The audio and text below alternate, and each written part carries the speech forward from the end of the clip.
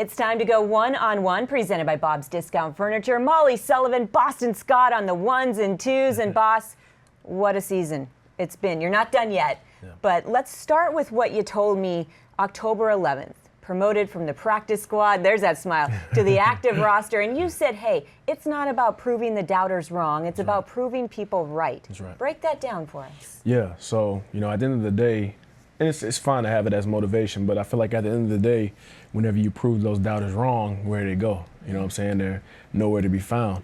But I feel like whenever you put the pressure on yourself of, I want to prove the people around me right, when you mess up, you got to face those folks. When you do well, they're there to support you. But at the end of the day, they're always going to be there. So I feel like whenever you have that in the back of your mind, it really allows you to elevate. Where'd you learn that? Because that's not something that, is it just in the blood, or? It's just something that I came up with over the course of my career, my story. I've heard a lot of negative things, but when I continue to prove them wrong, they disappear. Love that. Yeah. I love that. Funny how that works, huh? Funny how that works. You're here for a reason.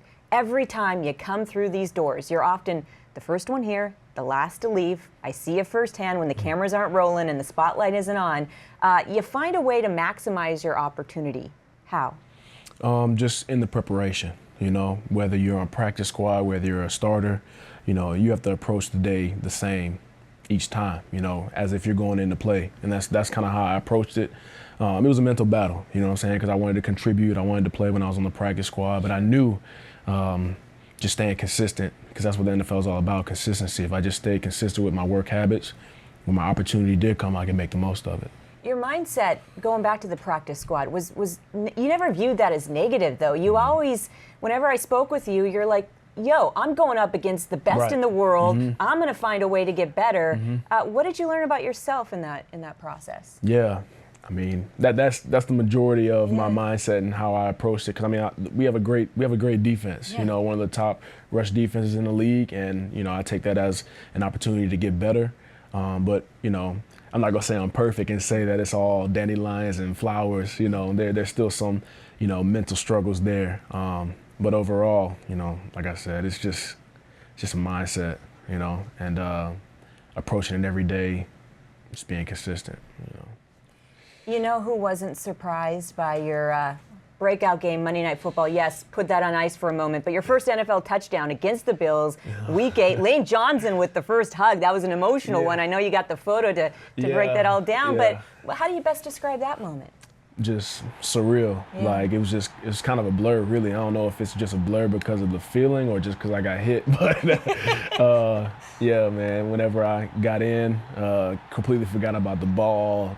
Forgot about anything. I just wanted to go and celebrate with my teammates because the hole was just humongous, and so that's really all I wanted to do. But it was surreal. It was cool. I love it. I love it. You don't know if it's because you got hit. It's the balance of it, right? That's real right there. Real, recognized, real.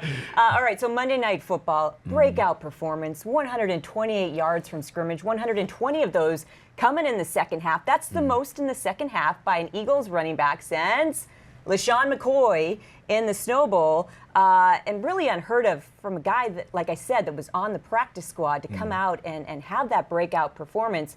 Your defense wasn't surprised because they were up against you for the year previous. What was the key to your success in that moment? Just my preparation, man. But I contribute that, or I say, a lot of the credit should go to offensive line, receivers blocking. Carson put me in a position to be successful.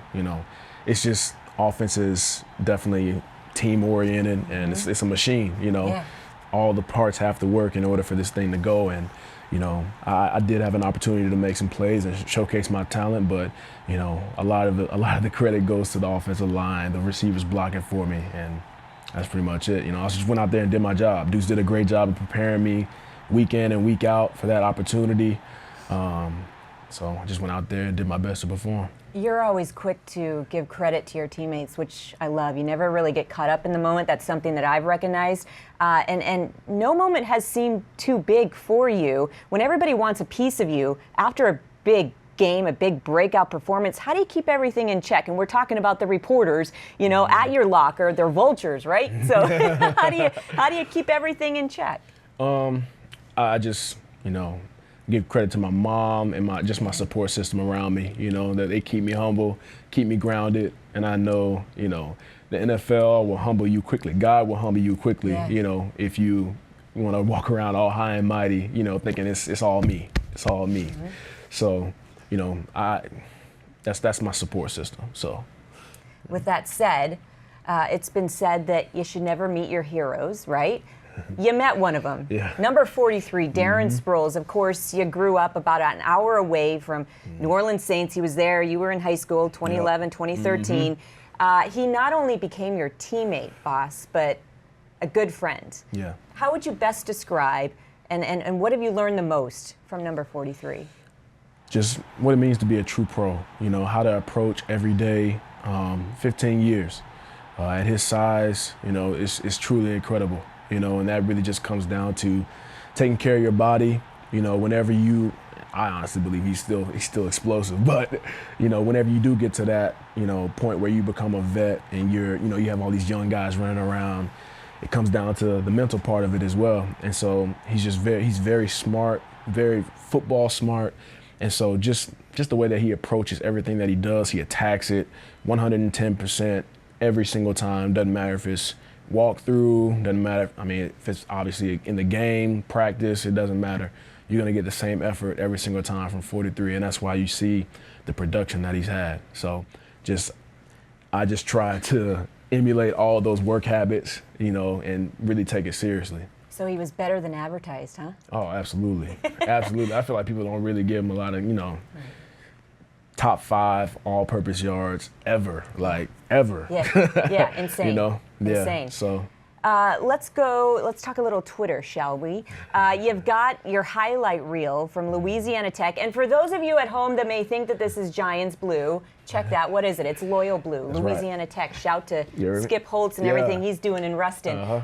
You've got a link to your highlights from your time at Louisiana Tech. I think it's time for Eagles Entertainment to update those with your time here in Philadelphia, because you got some big ones. Yeah.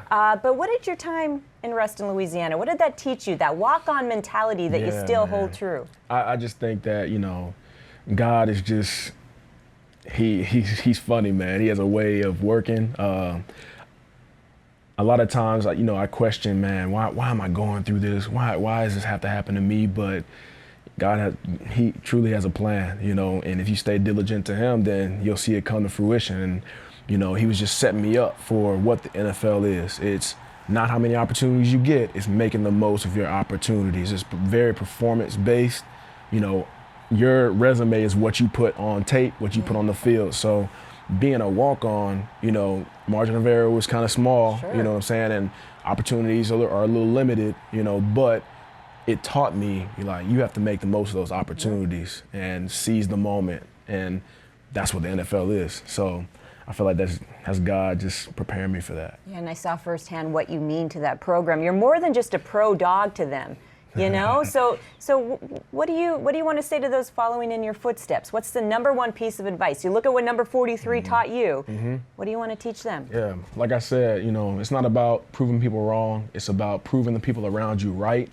But at the end of the day, don't let anybody tell you what you're gonna be, what you are. Don't let them label you. You find out for yourself, and control all the things that you can control, your work ethic, your attitude, how you approach every day, how you prepare. And the opportunities may come, they may not. But at the end of the day, if those things don't translate to the football field, they'll definitely translate to the real world and life. So that's what it's all about. That's real right there. Have you ever been outworked? Nah. There it is. There it is. All right, and finally, Chancellor Jonathan Bennett. What you guys know about that? Yeah. Chance the Rapper. See, I do my homework. I'm a hard-hitting sports reporter over here. You've got, but with those highlights, going back to Louisiana Tech highlights, you've got him linked up. You've got a quote there. Yeah. What does that quote mean to you? I got angels all around me. Yeah. They keep me surrounded. Yeah. Nah, as a musician, man, I think that, man, You didn't even touch on that. Yeah, he's an inspiration, man. Just the way that he carries himself, what he talks about. And if you look at, each of his albums, and you can just see how his life and his mindset just evolved to his latest, The Big Day, you know, and it's cool to see, you know, some of the things that he talks about. It's not always about, you know, money, sex, drugs. That's not what it's about. You know what I'm saying? He's telling a story or talking about his life, his struggles, what he's going through. And so Angels is one of the songs that I really like, obviously for the beat, but also, you know, what he says in that song. So. Well, and you moonlight as a rock star, too. You got a little guitar in you. Yeah. Good stuff. And we should note that he's a Chicago guy, Chancellor Jonathan Bennett, that is. But he did reference you, the Eagles fans, and we go high, so we'll give him that. Yeah. Boss, thanks for everything. You represent not only the Eagles, but your family and certainly Ruston, Louisiana so well, and best of luck. Thank you. All right. Thank you. That is one-on-one with Boston Scott. We'll see you next time.